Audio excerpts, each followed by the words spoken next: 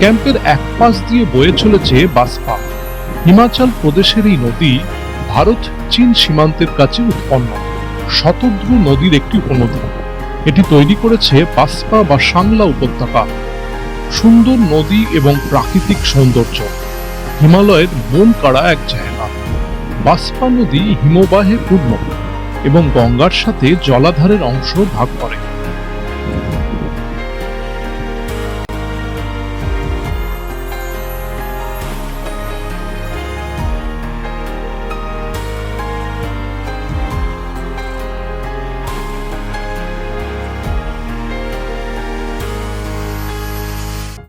বয়ে চলেছে বাসপা নদী, জলের তীব্র শব্দ, চারিদিকে নুড়ি পাথর ছড়িয়ে,